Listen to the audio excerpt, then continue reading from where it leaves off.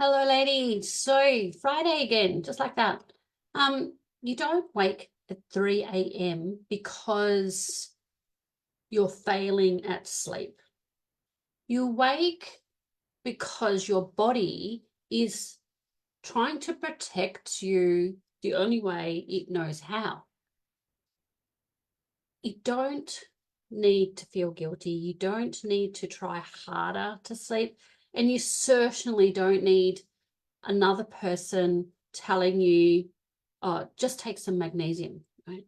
Sometimes magnesium helps, sure. Do I prescribe? Sometimes absolutely right for.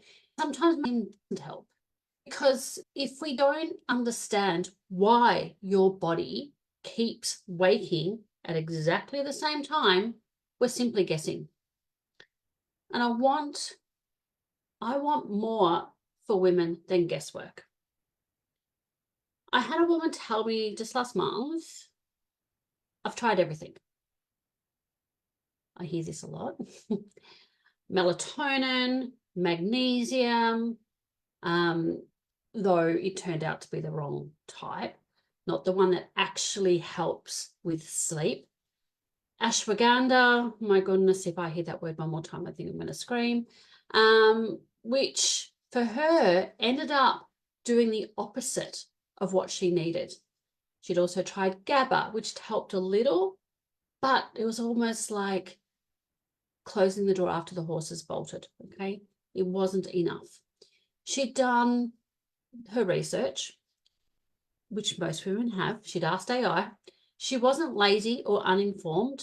She was doing everything right and still waking up exactly the same time every night stroke morning, because none of the things were wrong that she was trying. They just weren't answering the real question.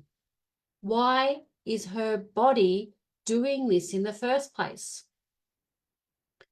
I have clients telling me all the time, I don't even bother trying to fall back asleep anymore. I just lie there and wait for it to pass. Right? This isn't being dramatic. It's just a lot of women reach a point where they just accept this is the way it is. But your body isn't broken and it isn't random. It's doing exactly what it is designed to do. Keeping watch. I say it's scanning, scanning, scanning. Think about a smoke alarm. It doesn't go off because something's wrong with the alarm. Could be the batteries, I must admit. It goes off because it's detecting something and doing its job. You can't, you can take the batteries out, sure, let's replace them if that's the problem. But if it goes off, you can take the batteries out and silence it. But that doesn't answer the question of why it's set off in the first place. Your 3 a.m. waking is the same. It's not the fault line, it's the alarm.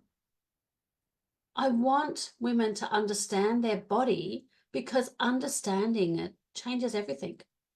And that's exactly why I created this month. So next week, I created the workshop. Okay. Why you can't switch off even if you get a chance to.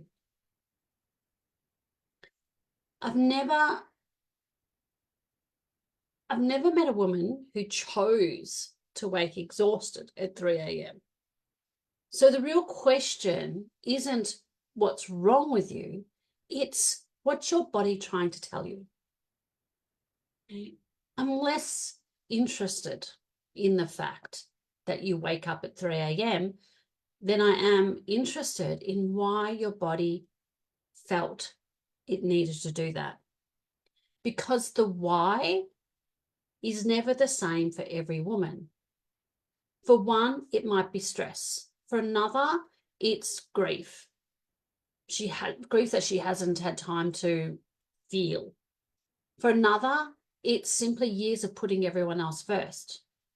For another, it might be a night sweat. The waking looks the same. The why really does look the same. a couple of notes. I just want you to think about, right? Looking at how long you've been struggling with this, looking at what changed at the time that this changed, looking at what you've tried, what's worked, what hasn't worked, and what even might have made things worse.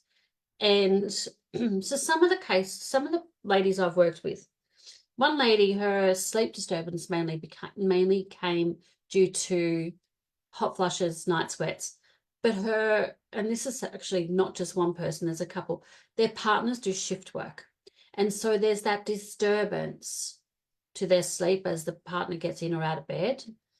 And also, one thing I want you to all think about, if you feel it is night sweats or hot flushes or night sweats, do you wake and then have the hot flush, or does the hot flush or night sweat wake you? Because that's a bit of a difference as well. And what changes is the approach on how to address this situation.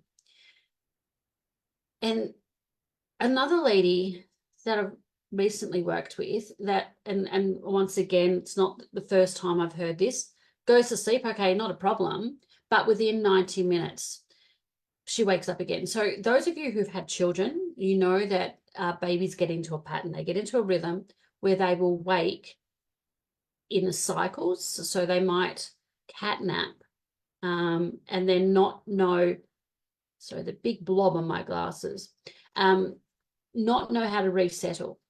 So that could be every 20 minutes. So they cat nap for 20 minutes, but they haven't learned how to resettle. And they, as mums, we know we go in and tap their bum or put the dummy in or whatever, and we can usually get them back to sleep, but they haven't learned how to do that for themselves.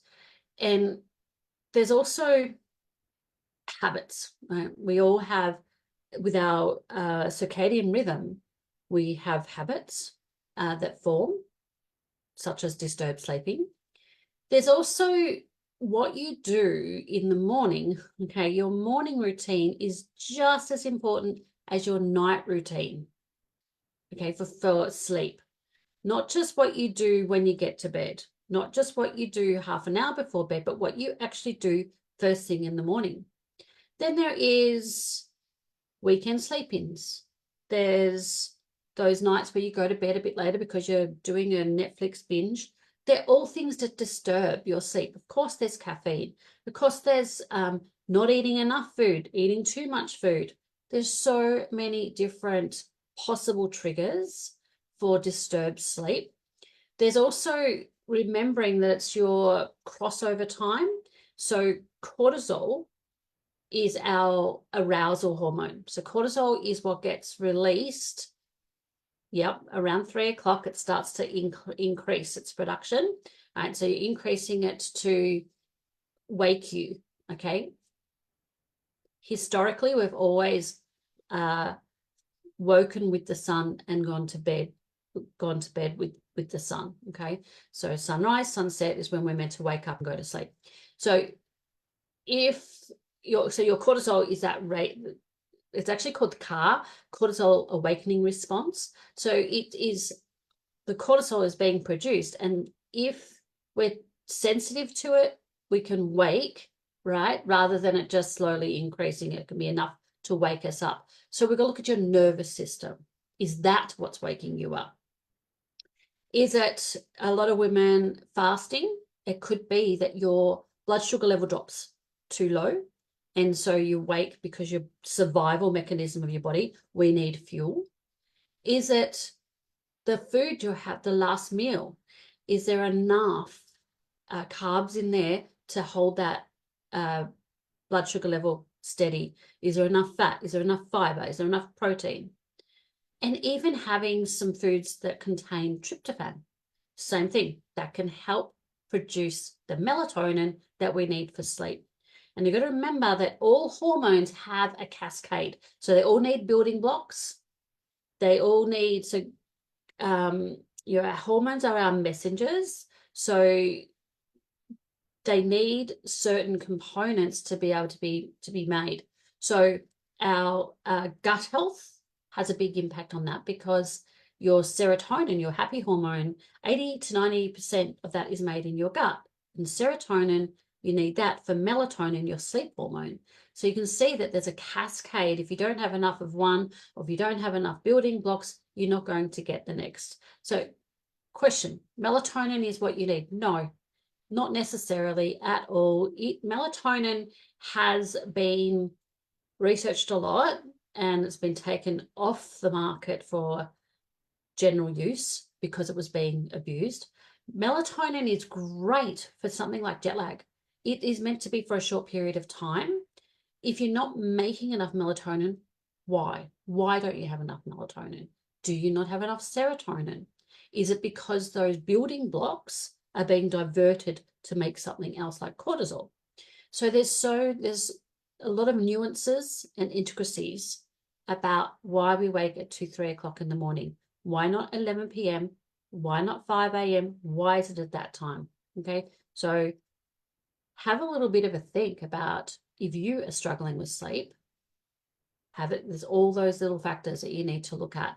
Keeping a bit of a note, just noting down when you ate, when you went to sleep, when you woke up, how long did you stay awake for, can be some of the most vital information you can take to your healthcare practitioner, or reach out to me if you wanted to have a chat about what could possibly